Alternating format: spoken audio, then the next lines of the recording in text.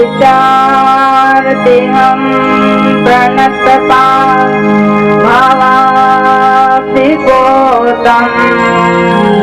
वंदे महापुरुषते चरणारविंदम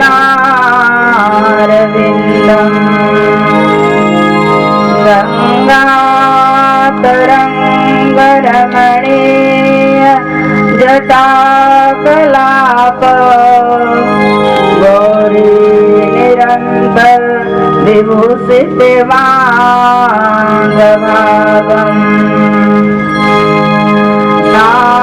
नारायणः प्रिय मनंगमदापहारं वाराणसीं कुलपतिं भज विश्वनाथं नारायणं नमस्कृतं नरं चैव नरोत्तमं देवीं सरस्वतीं व्यासं ततो जयमुदीरये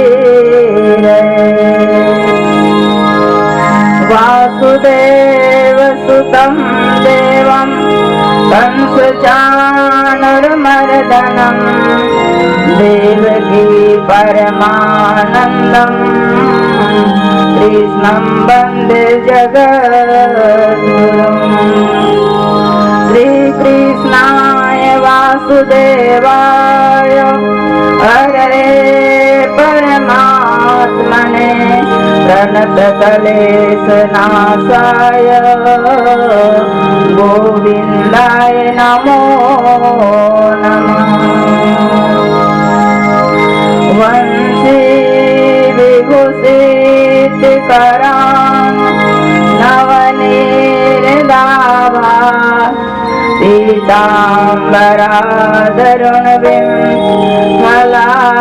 पीताम्बराधरुणविमलाधरोष्ठ पूर्णेन्दुसुन्दरमुखा दरविन्दनेत्रा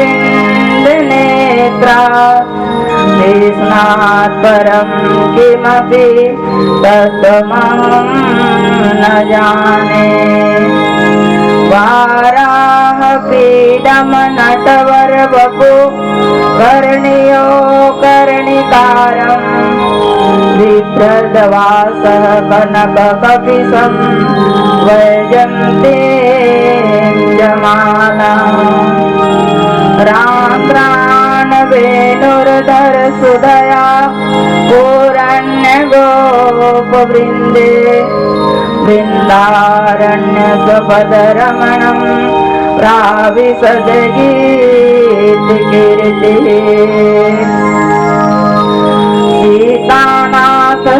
सीतानाथसमारम्भां रामानन्दार्यमध्यमाम् अस्मदाचार्यपर्यन्तां वन्दे गुरुपरम्पराम् रामं रामानुजं भरतं भरतानुजं सुग्रीवं वायुसूनं च प्रणमामि पुनः पुनः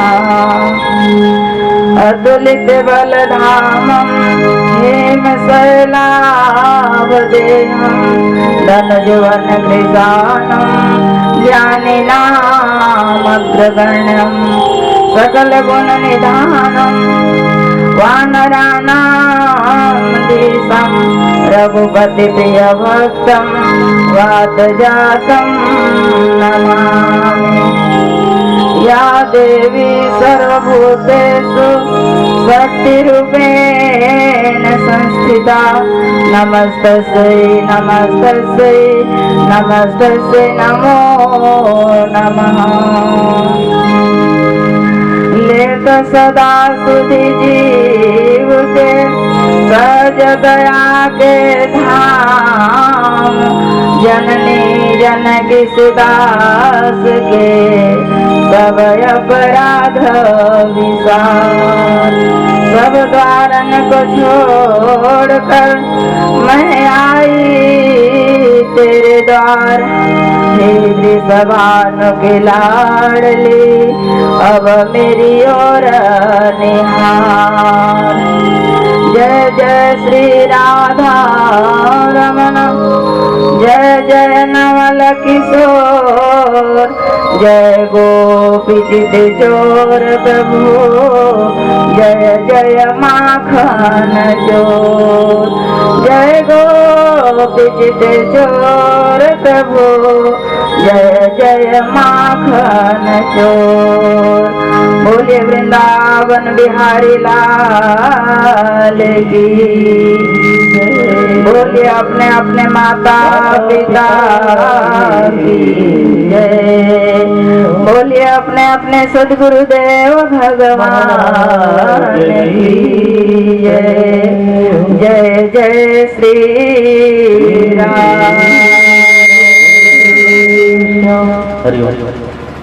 परम आराध्य परात्पर पर ब्रह्म परमेश्वर, अखिल ब्रह्मांड के नायक, जगत नियंता, पालन करता, संहार करता भगवान श्री कृष्ण के वांगमय प्रतिमूर्ति को निहारते हुए श्रीमद् भागवत महापुराण को नमन वंदन करते हुए इस सत्संग सभा में उपस्थित परम आदरणीय पिता तुल्य बुजुर्गन, भैया भरत के चरित्र को चरितार्थ करने वाली नवयुवक बंधुगण, सीता सावित्री माता अनसुया के चरित्र को चरितार्थ करने वाली श्रद्धामयी ममतामयी माताएं बहनें, भविष्य के कर्णधार नन्हे मुन्ने बालक बालिकाएं, हम सबों का परम सौभाग्य है कि हम सभी को आज कथा के षष्ठम दिवस के प्रातः कालीन बेला में हम सबको इस बिलासपुर के पावन धारा पर हम सभी को एकत्रित होकर पूरे परिवार मिलकर हम सभी को भगवान का गुण कीर्तन और उनके लीलाओं का गायन कर रहे हैं। सजनों, यह हम सबों का परम सौभाग्य है कि हम सभी कोई को इतना सुंदर समय और मौका मिला है। ये सभी को यह दुर्लभ कहा गया है। हम सबों के ऊपर परम पिता परमात्मा का अति कृपा है, जो कि हम सबको 6 दिन से लगातार जैसे बुखार आ जाती है, हमें खांसी आदि नाना प्रकार जो बीमार उत्पन्न होते हैं, इस शरीर से हमको पीड़ा मिलता है और देवताओं द्वारा जो दुख मिलता है, जैसे किसान एक खेत में सुंदर बीज बोया हुआ रहता है और उसमें सुंदर वह खेत लहलहाता हुआ रहता है, जैसे धान का खेती हुआ, गेहूं का खेती हुआ, जैसे गेहूं जैसे ही पकता है वैसे ही बारिश होता है और ओलावृष्टि होती है। जब पत्थर गिरने लगता है आकाश से तो वह गेहूं का फसल क्या हो जाता है, नष्ट हो जाता है। और कितना मेहनत से किसान खेती करता है। सजनों, दैविक प्राणी जो भूत प्रेत आदि जो भौतिक जीवों द्वारा हमें जो कष्ट मिलता है, जैसे सांप काट लिया, कोई शेर हमें मार कर खा गया, ये भौतिक प्राणी है। और हमारा कभी दुर्घटनावश हमारा मौत हो गया, ये सब दुख है इस शरीर के, उसको ताप कहा जाता है।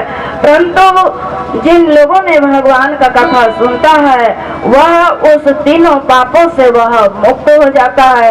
गोस्वामी तुलसीदास जी ने कहा है, दैहिक दैविक भौतिक तापा राम राज का होए नहीं व्यापा।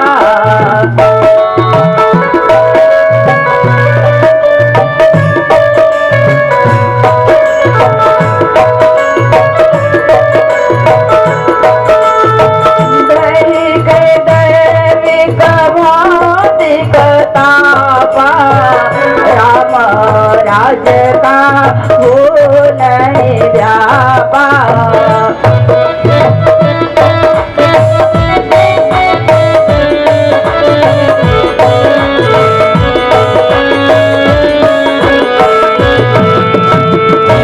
आज संसार में लोग सत्संग और भगवान के कथा से कोसों दूर हो जा रहे हैं और आज देखते हैं कि एक एक किलोमीटर में लोगों का बुद्धि, लोगों का मन एकाग्र नहीं है, इसलिए कितने दुर्घटनाएं हो जाते हैं, कितने एक्सीडेंट से लोग मरे जा रहे हैं। क्यों? क्योंकि उनका मन नियंत्रण नहीं है, उनका मन एकाग्र नहीं है। इसलिए आज इतने सारे पूरे इस भूमंडल में, इस धरती पर कितने लोग अधिक मौत से, अपनी मौत से अधिक तो आज एक्सीडेंट से लोग मर रहे हैं कि नहीं मर रहे हैं। कितने माता बहनों का गोद सुना हो जा रहा है। क्यों? क्योंकि आज शराब के नशे में वह गाड़ी चलाता है और वह माता पिता कितनी एक एक पैसा इकट्ठा करके वह धन इकट्ठा करता है और अपने बेटा और बेटियों को सुखी करने के लिए सुंदर गाड़ी खरीद देते हैं, लेकिन वह बेटा और बेटी वह शराब का पान करके वह गाड़ी चलाता है और एक्सीडेंट हो जाता है, संपत्ति भी नुकसान होता है और वह अमूल्य जीवन, वह जीवन भी चला जाता है। सजनों, बोलिए वृंदावन बिहारी लाल की। ऐसे तो धन 5 प्रकार का कहा गया है। संतों ने कहा गोधन, गज धन, बाजी धन और रतन धन खास, जब आवे संतोष धन सब धन धूरी समान। गोधन, बाजी धन, गौ माता भी एक धन है। बाजी माने घोड़ा होता है, वह भी एक धन है। गोधन, गज धन, गज माने हाथी होता है, ये सब भी धन है। परंतु रुपया पैसा को भी धन कहा गया है। गाड़ी, मोटरसाइकिल आदि जो हमारे पास जो सामग्री है सुख का, उसको भी धन कहा गया है। लेकिन उससे भी बढ़कर संतों ने कहा है कि यह जीवन भी एक धन है। उस धन के अलावा 5 धन का वर्णन संतों ने कहा है। जीवन धन, परिवार धन, चरित्र धन और रुपया पैसा तो धन है ही है, और नाना प्रकार का धन का कोई सीमा नहीं है। परंतु यह जीवन धन और परिवार धन, चरित्र धन और आगे आता है कि हमारा ये समाज धन, यह भी एक हमारा अंग है। धन का अंग समाज धन है। उससे बढ़कर और आता है शांति धन। जीवन में लाख करोड़ों रुपया आप इकट्ठा कर लीजिए, परंतु आपके जीवन में शांति नहीं है तो कुछ भी नहीं है। चरित्र धन को विशेष कहा गया है। सजनों, जीवन में धन चला गया, कोई चोर लूट कर ले गया, तो आपका शरीर रहेगा तो पुनः धन इकट्ठा कर सकते हैं। अगर आप बीमार पड़ गए तो किसी औषधि को खाकर आप ठीक हो सकते हैं, किसी दवाई को खाकर, परंतु चरित्र चला जाएगा, उसका कहीं पर कोई नहीं है ना। पक्षी का कहीं पर खेत नहीं है, फिर भी से वह पेट भरता है कि नहीं भरता है। भगवान उसको भी देते हैं कि नहीं देते हैं, उनका भी पेट भगवान पालन करते हैं और उनके भी बच्चे होते हैं। और उस जीवन से हमारा जीवन कहीं ऊंचा है। इसलिए हमें जो मौका मिला है, हमको चिंता नहीं करना है। इस दुनिया में आकर हमें भगवान का चिंतन करना चाहिए। चिंतन से भगवान का याद होता है और चिंता से यह शरीर घटता है। संतों ने कहा चिंता से चतुराई घटे, दुख से घटे शरीर, पाप से लक्ष्मी घटे, कह गए दास कबीर। सजनों, हम चिंता करेंगे तो हमारे अंदर जिस प्रकार से एक घुन होता है, जानते हैं घुन एक कीड़ा होता है, वह किसी उड़द या तो कुछ भी बीज में वह लग जाता है। बाहर से तो दिखाई नहीं देता है, परंतु वह अंदर से खोखला कर देता है, करता है कि नहीं, वह खोखला कर देता है और उसका कोई मूल्य नहीं रह जाता। सजनों, ठीक उसी प्रकार से हम चिंता करेंगे तो यह शरीर रोज दिन जलकर भस्म हो जाएगा। 3 शब्द एक जैसे सुनाई देते हैं, चिंतन, चिंता और चिता। चिंतन से परमात्मा का याद किया जाता है मेरे माताओं, चिंतन से परमात्मा का याद किया जाता है और चिंता से वो संसार का याद होता है।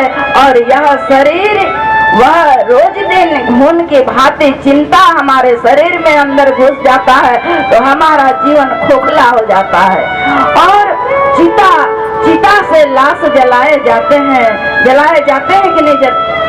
चिता से लाशों को जलाया जाता है, परंतु आप चिंता करेंगे तो यह शरीर रोज दिन जलेगी जिस प्रकार से लाश जलती है। इसलिए हमें इस दुनिया में आकर चिंतन करना चाहिए। जब हम परमात्मा का चिंतन करेंगे तो परमात्मा हमारा चिंता अवश्य करेंगे। जब बच्चा का जन्म होता है, एक माँ एक बच्चे को, शिशु बच्चा को जन्म देती है, उसके लिए कोई कल्पना भी नहीं कर सकते हैं। सामान्य एक माँ के स्तन से दूध की धारा बहने लगती है, किनका चिंता है? परमात्मा ने चिंता किया और हमें सुंदर अमृत जैसा दूध पिलाया। हमारे माता के स्तन में भगवान ने दूध भेजा और उस दूध को हम सभी को पान किए और इतना बड़ा शरीर हम सबों का बड़ा हुआ, लालन पालन हुआ। इसलिए संतों ने कहा कि इस दुनिया में आकर चिंता नहीं करना चाहिए, चिंतन करना चाहिए। चिंतन हम जब परमात्मा करेंगे तो भगवान हमारा चिंता करेंगे। किसी संत ने कहा, जब दांत ना थे तब दूध दियो। वह छोटा सा बालक के मुख में जब जन्म हुआ तो उसके मुख में तो दांत था ही नहीं, वह क्या अन्न खा सकता था? इसलिए अमृत जैसा दूध दिया। कवि ने कहा, जब दांत ना थे तब दूध दियो, अब दांत दिए तो को अन्न भी दी है। जब भगवान हमें दांत देते हैं तो वैसे ही हमारे लिए भोजन व्यवस्था करते हैं। सुंदर जीरा फूल का चावल, बासमती का चावल, सोनम का चावल और नाना प्रकार कितने सुंदर सुंदर व्यंजन पदार्थ हमारे लिए परमात्मा ने व्यवस्था किया। सबका परमात्मा चिंता करते हैं। 84 लाख योनि है, कीड़े मकोड़े। उस दिन महाराज जी आप सबों को बता रहे थे कि जल में जीव रहते हैं, आकाश में जीव उड़ते रहता है और इस थल में रहते हैं। सबका चिंता परमात्मा करते हैं तो हमारा क्यों नहीं करेंगे? जल में, थल में, पशु पक्षी में सबकी सुधि लेत ओ तेरे मुँह भी लई है और जान को देता जहान को भी दई है। रे मन मूर्ख सोच करे क्यों, सोच करे कछु हाथ न आई है। अगर हम चिंता करेंगे तो चिंता करते तो ना जाने क्या क्या आ जाता, लेकिन हम जो सोचते हैं वह नहीं होता है। भगवान जितना हम सोचेंगे उससे अधिक उनके चरणों की ओर उनसे हम नाता जोड़ेंगे, उनसे हम प्रेम करेंगे तो जितना हम चाहते नहीं उससे अधिक परमात्मा देंगे। इसीलिए संतों ने कहा, यह क्षणभंगुर जीवन मिला है, इसमें परमात्मा का चिंतन कर लो। आछे दिन पाछे गए हरि से किया नहीं हेत, अब पछतावा क्या करे जब चिड़िया चुग गई खेत। किसान खेत में बीज डालता है और उसका सही ढंग से रख रखाव नहीं करेगा तो चिड़िया पक्षी उस दाने को चुग कर ले जाएंगे और बाद में जब किसान जाएगा तो सब कुछ को तो पक्षी खा जाएंगे, तो किसान को फसल आएगा नहीं आएगा। इसलिए यह जीवन रहते रहते हमें परमात्मा का चिंतन, भगवान का भजन कर लेना चाहिए। कथा सुनने के बाद हमारे जीवन में परिवर्तन होना चाहिए। हमारा रहन सहन, हमारा वाणी, हमारा खाना पीना, हमारा वस्त्र आभूषण कैसे रहना चाहिए। कहाँ हमको ज्ञान मिलेगा? जब हम सत्संग में आएंगे तब। वाणी हमारा कैसे होना चाहिए? वाणी ऐसे बोलिए मन का आपा खोए और औरन को शीतल करे और आप ही शीतल होए। वाणी एक तीर के समान है सजनों। हमारे वाणी से कितने लोगों को दुख हो जाता है और इसलिए वाणी कैसा होना चाहिए? मीठा शक्कर जैसे वाणी होना चाहिए। और जब हम मीठे वाणी को प्रयोग करेंगे तो हमारे साथ कितने लोग जुड़ जाएंगे। इसीलिए संतों ने कहा कि हमें सबके अंदर इस सृष्टि में जितने भी जीवात्मा है उनके अंदर कुछ ना कुछ गुण होता है, उसको देखना चाहिए। सब मानव के अंदर एक ना एक गुण रहता है, लेकिन आज तो क्या होता है, लोग बुराई देखते हैं। संतों ने कहा बुरा देखन में चला, बुरा ना मिलिया कोई, अपने दिल ढूंढ के देखा तो मुझसा बुरा ना कोई, मुझसा बुरा ना कोई। और सच कहा जाए मेरे माताओं, पड़ोसी से ज्यादा दुश्मन तो हमारे अंदर बैठे हुए हैं कि नहीं। काम है, क्रोध है, लोभ है, मोह है, ईर्ष्या है, द्वेष है। सामने किसी का बिल्डिंग बन गया तो हमें ईर्ष्या आती है, वो क्या है, वही हमारा शत्रु है। किसी का प्रॉपर्टी बढ़ रहा है, किसी का विकास हो रहा है तो हम उनसे जलने लगते हैं, वह शत्रु भी हमारे अंदर बैठा हुआ है। इसीलिए संतों ने कहा जल से पतला कौन है, जल से पतला कौन है, और कौन भूमि से भारी, और कौन अग्नि से तेज है, और कौन काजल से कारी। जल से पतला क्या है, जल से कोई पतला वस्तु हो सकता है, आपने देखा है, लेकिन संतों ने निचोड़ करके प्रमाण करके दिखाया है और बतलाया है। जल से पतला ज्ञान है, जल से पतला ज्ञान है, और पाप भूमि से भारी, और क्रोध अग्नि से तेज है, कलंक काजल से कारी, कलंक काजल से कारी। आइए संगीत टोलियों के द्वारा एक सुंदर भजन तत्पश्चात कथा में प्रवेश करेंगे।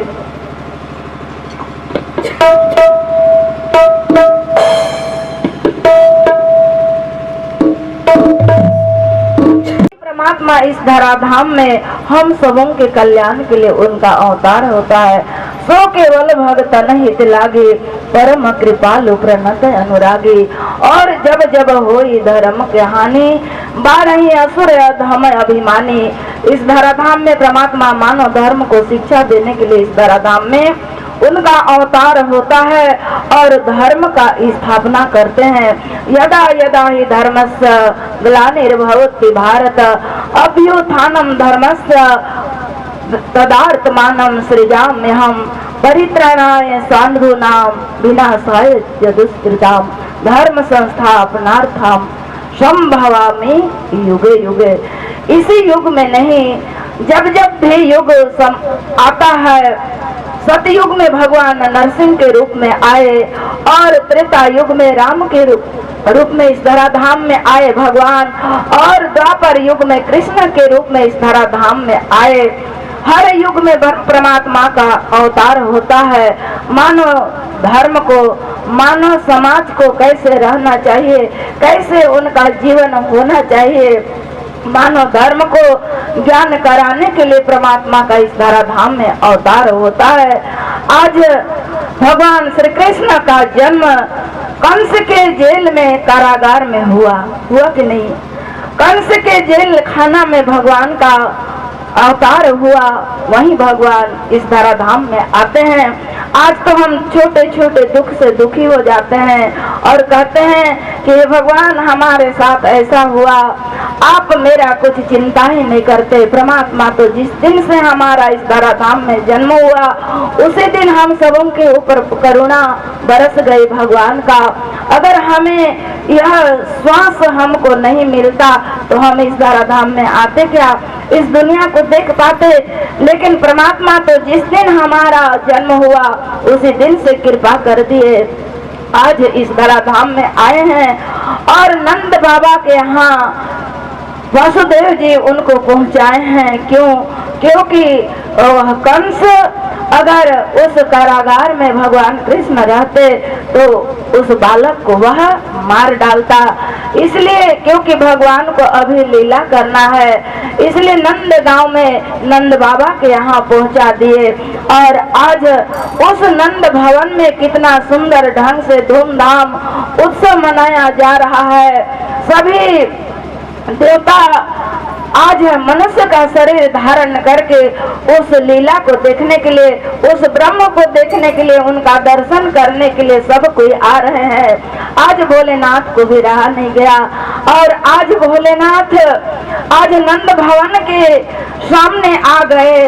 और जब नंद भवन के सामने आए तो एक गोपी ने देख लिया, यशोदा मैया का एक सखी भोलेनाथ जी को देख लिए। और नंद बाबा, यशोदा रानी और रोहिणी आज नंद गांव में सभी लोगों को दान दक्षिणा लुटा रहे हैं। जिसको जो वस्तु चाहिए उनके मन के अनुकूल नंद बाबा और यशोदा सभी लोगों को अपने मन के इच्छा के अनुसार वस्तु और सामग्री भेंट कर रहे हैं। आज भोले बाबा उस नंद बाबा के भवन के सामने वो भी आ गए। तो एक सखी यशोदा मैया को सूचना देकर वह कहने लगी, मैया सुनती है हमारे दरवाजे में मुख्य द्वार में एक बाबा आया है और उनका रूप बड़ा ही अनोखा है। उसका वर्णन मैं कैसे कह पाऊंगी आपको। तो वह यशोदा मैया कहती है कि हो सकता है कोई भिखारी भिक्षा मांगने के लिए आया होगा, ले जाओ। सोने के पात्र में बहुत सारा आभूषण हीरे मोती भरकर नंद रानी आज एक दासी को कहती है कि आप देकर आओ। लेकिन वह दासी कहती है कि माँ पहले सुन लो उसका वेशभूषा, उसका रूप क्या है। देखो रे के बाला जोगी द्वार हमारे आया है, बाघंबर का और दुशाला शेषनाग लपटाया है।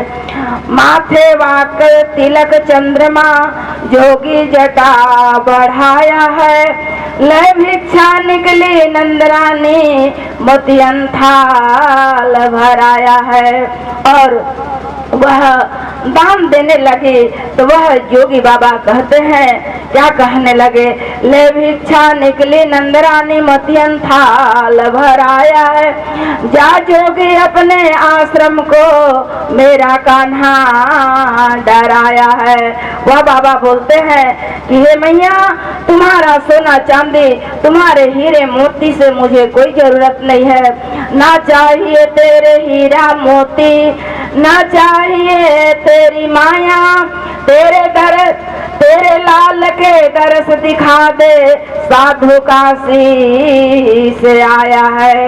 ले बालक निकली नंदरानी योगी दर्शन पाया है, सात बेर परिक्रमा करके सिंघीनाद बजाया है। और वह भोले बाबा जब बोली कि हे यशोदा तुम्हारा हीरा मोती सोना चांदी आप अपने घर में रखो, तुम्हारे घर में मैं सुना हूँ कि एक लाला का जन्म हुआ है, उसी लाला का दर्शन करा दे। और नंद रानी यशोदा मैया अपने लाला को ले आती हैं और उस बाबा को दर्शन दिखाए। और वह बाबा उस बालक को देखकर इतना मग्न हो गए, अपने नेत्र को बंद कर लिए और यशोदा माता का गुणगान करने लगे। कहने लगे, सूरदास वैकुंठ धाम में, सूरदास वैकुंठ धाम में धन्य यशोमती माया है, तीन लोक के करता धरता तेरी गोदी में आया है, तीन लोक का करता धरता तेरी गोदी में आया है। और इतना उस बालक को देखकर वो चाहते तो भगवान श्री कृष्ण को और किसी अन्यत्र जगह में पहुंचा सकते थे, लेकिन गोकुल में ही नंद बाबा के ही यहाँ क्यों पहुंचाए।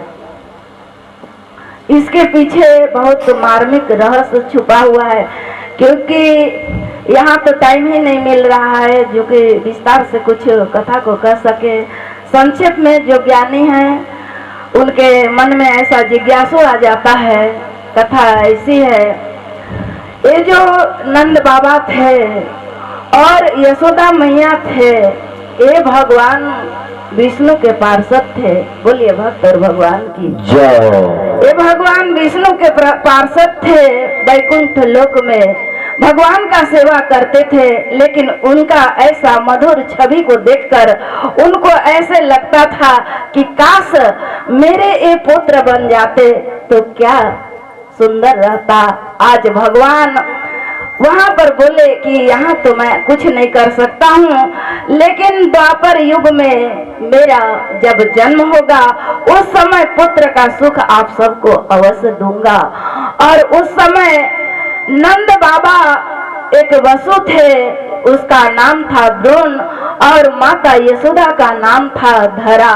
भगवान से ऐसे कामना किए थे, हम भी सच्चे मन से चाहेंगे कि हमारा बेटा और हमारा बेटी सीता सावित्री जैसे बेटी हो, रामकृष्ण और स्वामी विवेकानंद जैसे पुत्र हो, तो हम जब जितने भी माताएं गर्भवती रहती हैं उस समय किसी मंदिर में संत महापुरुषों के सामने वह भगवान से ऐसा मांग करेंगे तो उनको भगवान उनकी मनोकामना को अवश्य पूरा करेंगे।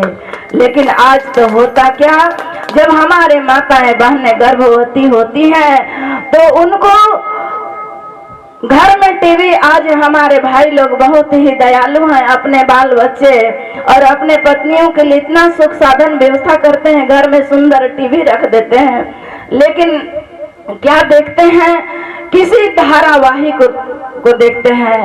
कोई किसी प्रसंग से कोई, मुझे तो उतना टीवी का अनुभव नहीं है क्योंकि मैं टीवी देखती ही नहीं हूँ, और कोई धारावाहिक जो चलता है उसको एक सास अपने बहू को कैसे तड़पा रही है और एक बहू अपने सास को कैसे दुख दे रही है, उस पिक्चर को देखते हैं तो बच्चों का संस्कार तो मेरे माताएं गर्भ से ही निर्माण होता है। गोकर्ण आपके सामने मैं कथा सुनाई, गोकर्ण माता गौ के गर्भ से उनका जन्म हुआ और कितना बड़ा भक्त बना कि नहीं, और माता पिता और अपने पितृ का उद्धार कर दिया। ठीक उसी प्रकार से हमारे माताएं अगर चाह लेंगी, जिस समय गर्भवती रहती हैं उस समय मंदिर में पूजा करने जाएं, जहाँ पर कथा सत्संग होता है वहाँ पर सत्संग सुने, कथा सुने, तो हमारा बेटा और बेटी सीता सावित्री भगवान राम भगवान कृष्ण के समान होंगे। आज स्वामी विवेकानंद को देखिए, शिकागो में धर्म सभा लगा था, लेकिन उनके संस्कार से उसके वाणी में इतना दम था कि पूरे विश्व के लोग उनको मात्र 3 सेकेंड उनको भाषण देने के लिए उनको मौका मिला था शिकागो शहर में, अमेरिका में, और उन्होंने जब भाषण देने लगा उनके वाणी में कितना मिठास था। सब लोग वहाँ जो एक लोग अपने अपने देश का प्रतिनिधि करने के लिए गए थे, इस भारत भूमि से स्वामी विवेकानंद को भेजा गया था और सब लोग संबोधन में कह रहे थे my father, my sister, my brother, यही उनका संबोधन का जो कड़ी था।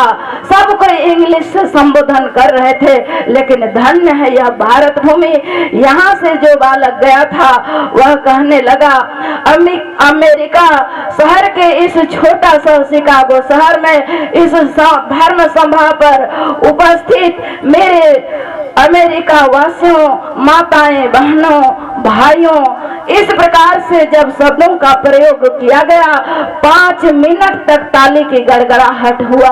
बोलिए भारत माता की।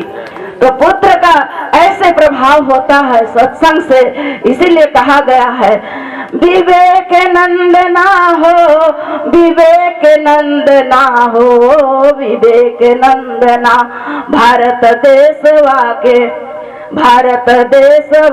तारलन विवेक नंदना, भारत देशवा के तारलन विवेक नंदना। मानो सुनकर समझे और अपने जीवन में उतारने का प्रयास, अपना जीवन को सुधारने का प्रयास करे। आज भगवान कृष्ण को पुतना मारने के लिए आई है और पुतना अपना विकराल रूप धारण की आसमान में ले गई और जोर से पुतना का स्तन को पान करने लगी। और उस समय पुतना कहती है बस कन्हैया हो गया, छोड़ दे छोड़ दे। लेकिन उस समय कन्हैया कहते हैं कि नहीं मौसी, मुझे तो यशोदा मैया पकड़ने के लिए सिखाया है, छोड़ने के लिए तो सिखाया नहीं। और कन्हैया आज उस स्तन का दूध का पान करते करते उस पुतना के प्राण को भी वह वहीं पर समाप्त कर दिए। और आकाश में से वह पुतना कंस का एक बहुत बड़ा बगीचा था, उसी बगीचा में गिर गई। और इतना घनघोर आवाज सुनाई दिया, अगल बगल में ग्वाल बाल गैया चरा रहे थे। इतना घनघोर शब्द सुनकर सभी ग्वाल बाल उस बगीचे के ओर दौड़ पड़े और सभी पेड़ पौधा टूटकर धाराशाही हो गया। और उसके ऊपर पुतना सोई हुई है और कन्हैया उस पुतना के छाती में खेल रहे हैं। और ग्वाल बाल दौड़ते दौड़ते गए और लकड़ियों को काट काट कर सीढ़ी बनाए और उस पुतना के छाती में चढ़ गए और कन्हैया को नीचे उतारे और गौशाला में ले गए। गौमूत्र गंगा जल से स्नान कराए और नंद भवन में माता यशोदा को सौंप देते हैं ग्वाल बाल। और उस बालक को पाकर आज यशोदा मैया बड़ी प्रसन्न हुई है उसको। और उनके सखियां आकर ताना मारती हैं, कहते हैं कि यशोदा तुझे तो अपने काम धंधा में ही फुर्सत नहीं, बड़े मुश्किल से तुम्हारे यहाँ एक बालक का जन्म हुआ है, इसका तुम ठीक ढंग से रख रखाव नहीं करती है। और यशोदा मैया कहती है सखियों आप लोग ठीक ही तो कह रहे हैं, आज के बाद मैं इस लाला का बड़ा ही सुंदर ढंग से रख रखाव देख रेख करूंगी। समय बीता सजनों, इधर कंस को पता चला कि पुतना का वध हो गया और उसी का भाई सक्तासुर को कंस पुनः आज गोकुल में भेजा है। और आज यशोदा मैया दूध पान करा रहे थे और कन्हैया सो गए। और सो गए तो एक बैलगाड़ी था, उसी की छाया में कन्हैया को सुंदर बिस्तर लगाकर सुला दी और अपने काम धंधा में लग गई। और वह सक्तासुर छोटा सा शिशु का रूप धारण करके आए हैं और कन्हैया बहुत ही सुंदर ढंग से खेल रहे हैं, अपने पैर को इधर उधर फेंक रहे हैं, दोनों हाथ से खेल रहे हैं। और कन्हैया धीरे से सक्तासुर को देखे, कन्हैया तो समझ गए यह दुष्ट मुझे मारने के लिए आया है, इसको मजा चखाता हूँ। और कन्हैया उसी समय बैलगाड़ी के चक्का पर इतना जोर से लात मारे कि उसी बैलगाड़ी में वह दब कर सक्तासुर मर गया। बोलिए भक्त भगवान की जय। यह समाचार भी कंस को पता चला। तब कंस आज उसके छोटा भाई तृणाव्रत को भेजा है और तृणाव्रत बवंडर का रूप, हवा आंधी तूफान का रूप लेकर आए हैं। आज माता यशोदा दूध पान करा रही थी कन्हैया को और आज कन्हैया यशोदा माँ की गोद में इतना भारी हो गए कि कन्हैया का भार को वह सहन नहीं कर पाई। उसको मानो लगता है कि मैं पत्थर या तो लोहे का गोला को मैं अपने गोद में रखी हूँ, वह संभाल ना सकी और पुनः कन्हैया को धरती पर लेटा दी। और बवंडर का रूप धारण करके वह तृणाव्रत आया है, वायु का रूप, और पूरा आंधी तूफान गोकुल में फैला दिया। सब कोई का आंखों में धूल घुस गया और उसी समय विकराल रूप आंधी आया और कन्हैया को उठाकर आकाश में उड़ा कर ले गए और आकाश में उड़ा कर ले गए। और 3 मिनट ऐसे आंधी ही चलता रहा। जब आंधी समाप्त हुआ तब वह तृणाव्रत विकराल रूप धारण किया और कन्हैया को पकड़ा है अपने हाथ से। और कन्हैया भी अपना शरीर का वजन इतना बढ़ा दिए और आकाश में ही तृणाव्रत के गले को ऐसा घुमाए और नंद बाबा के सामने, भवन के सामने बहुत बड़ा पत्थर का चट्टान था और कन्हैया आकाश मार्ग से तृणाव्रत को घुमा कर पटके कि वह टमाटर जैसे फट गया। बोलिए भक्त और भगवान की जय। इस प्रकार से कन्हैया बालक रूप में इस प्रकार से असुरों का वध किए। अब धीरे धीरे दोनों बालक बड़े हुए और संयोग से उनके पुरोहित गर्गाचार्य जी एक दिन नंद बाबा के भवन में जाते हैं और आज नंद बाबा को लगता है कि अब मेरे दोनों बालक रोहिणी के पुत्र और यशोदा के पुत्र अब धीरे धीरे बड़े हुए हैं, इसलिए आज बड़ा सुंदर शुभ समय आया है कि मेरे कुल पुरोहित भी आए हैं, इसलिए मैं दोनों बालकों का नामकरण इनके द्वारा करवा देता हूँ। गर्भ पुरोहितो राजन यदुनाम सुमहातप व्रजम जगाम नंदस्य वसुदेव प्रचोदिता। और आज गर्गाचार्य जी गए हैं बड़ा सुंदर ढंग से यशोदा मैया और रोहिणी माता और नंद बाबा उनका सुंदर चरण पखारे हैं। आज तो होता क्या है, गुरु ब्राह्मण जाते हैं तो हमारे जो बच्चे हैं, बहू हैं, बेटियां, उनको संस्कार ही नहीं है। आज कोई भी ब्राह्मण अपने घर में जाते हैं तो उनका चरण धोना चाहिए और चरणामृत जो जिसके द्वारा हम गुरु मंत्र लिए हैं उनका चरणामृत का पान करना चाहिए। चरणामृत से हमारा तो उद्धार होता ही होता है, पितरों का भी उद्धार हो जाता है। केवट राज जब भगवान श्री रामचंद्र जी को गंगा पार कर रहे थे उस समय प्रभु के चरणों को पखारे और स्वयं उस चरणामृत का पान किए और पितरों को भी उद्धार कराए। इस प्रकार से गुरु के चरणों का ऐसा महत्व होता है क्योंकि गुरु के चरण में ऐसा मणि होता है और उस मणि में इतना प्रकाश होता है, उस मणि को, उस रज को हम जैसे ही अपने सर में धारण करेंगे तो हमारा जीवन प्रकाशमान हो जाएगा। इसीलिए गुरु के चरणों को अपने मस्तक में लगाना चाहिए और चरणामृत का पान करना चाहिए। उस चरणामृत से अंतःकरण पवित्र होता है सजनों, अंतःकरण शुद्ध हो जाता है, पवित्र हो जाता है, इसलिए चरणामृत का पान करना चाहिए। बोलिए वृंदावन बिहारी लाल की जय। और इस प्रकार चरणामृत पान करने के बाद आज नंद बाबा कहते हैं, गुरुदेव हमारा परम सौभाग्य है, मेरे दोनों बालक अब नामकरण के ऐसा समय आ गया, इसलिए आप इनका नामकरण कर दीजिए। तब गर्गाचार्य जी कहते हैं कि हे नंद राय जी, इस धराधाम में कंस को पता चल जाएगा कि मेरा शत्रु नंद बाबा के यहाँ है तो वह मारने के लिए किसी न किसी असुर को अवश्य भेजेगा। तो नंद बाबा कहते हैं कि कोई बात नहीं गुरुदेव, आप एकांत स्थान में आप मेरे दोनों पुत्रों का नामकरण कर दीजिए, मैं कुटुंब परिवार सगे संबंधी किसी को निमंत्रण नहीं दूंगा, आप मात्र स्वास्थ्य वाचन करके मेरे दोनों बालकों का नामकरण कर दीजिए। जब नामकरण का संस्कार होता है, अन्नप्राशन का संस्कार होता है तो जितने भी सगी संबंधी होते हैं उनको बुलाया जाता है कि नहीं, आप सब कोई करते हैं। तो गर्गाचार्य जी मना कर दिए। नंद बाबा बोले कि गौशाला में जाकर मेरे दोनों बालकों का मात्र स्वास्थ्य वाचन कर दीजिए और इनका नामकरण आप कर दीजिए आपके मुखारबिंद से।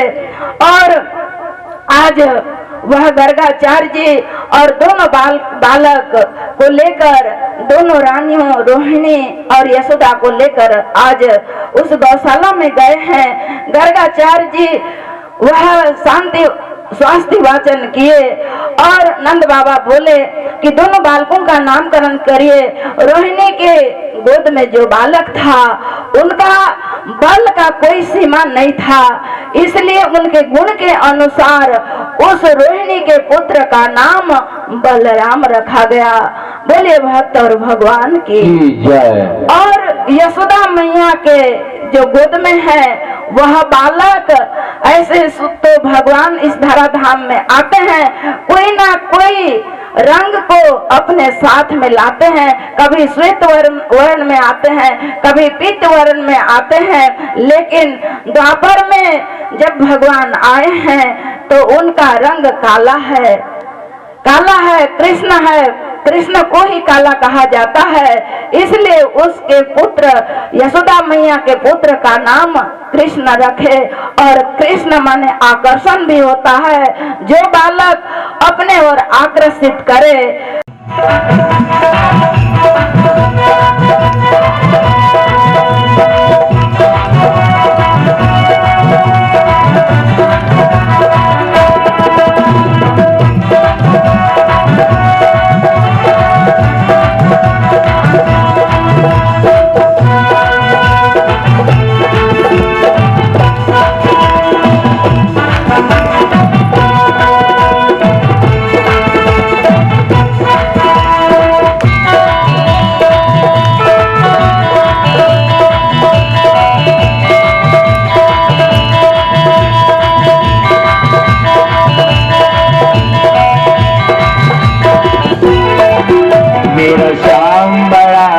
झेला मेरी मटकी पे मारा ठेला, मेरा श्याम बड़ा यल झेला मेरी मटकी पे मारा ठेला, मेरा श्याम बड़ा यल झेला मेरी मटकी पे मारा ठेला, मेरा श्याम बड़ा यल झेला मेरी मटकी पे मारा ठेला, मेरा श्याम बड़ा यल झेला मेरी मटकी पे मारा ठेला, मेरा श्याम बड़ा यल झेला मेरी मटकी पे मारा ठेला, श्याम बड़ा यल झेला मेरी मटकी पे मारा ठेला, ओ मेरा श्याम बड़ा यल झेला मेरी मटकी पे मारा ठेला।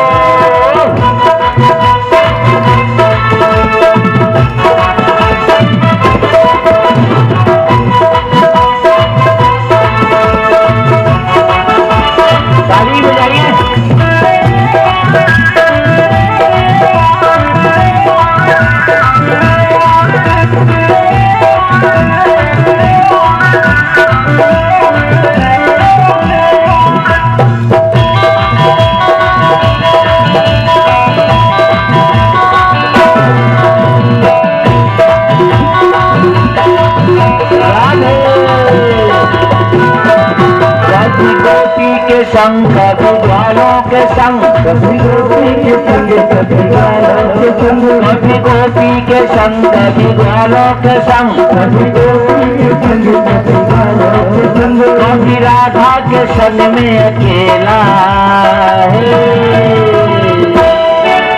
मेरा श्याम बड़ा यल झेला मेरी मटकी पे मारा ठेला, मेरा श्याम बड़ा यल झेला मेरी मटकी पे मारा ठेला, मेरा श्याम बड़ा यल झेला मेरी मटकी पे मारा ठेला, मेरा श्याम बड़ा यल झेला मेरी मटकी पे मारा ठेला।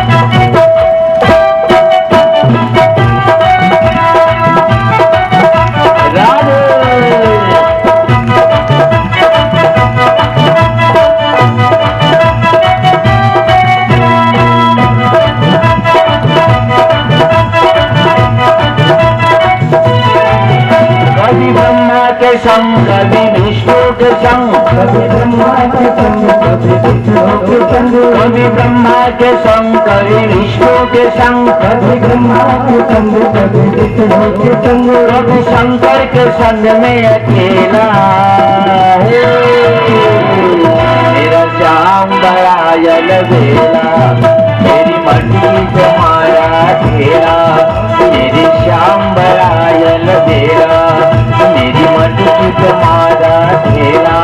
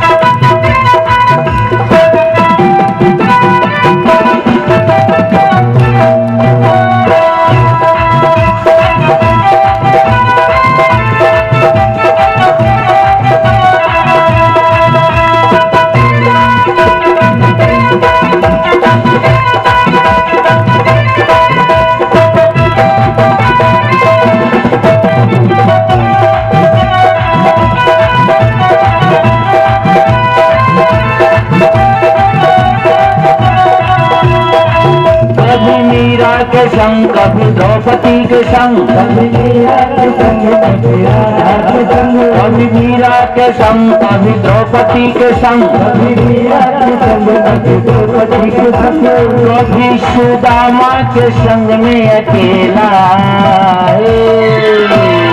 मेरा श्याम बड़ा अलबेला मेरी मटकी से मारा देना मेरा श्याम बड़ा अलबेला मेरी मटकी से मारा देना ओ मेरे श्याम बड़ा अलबेला मेरी मटकी से मारा देना मेरे श्याम बड़ा अलबेला मेरी मटकी से मारा देना मेरे श्याम बड़ा अलबेला मेरी मटकी से मारा देना मेरे श्याम बड़ा अलबेला मेरी मटकी से मारा देना राधे राधे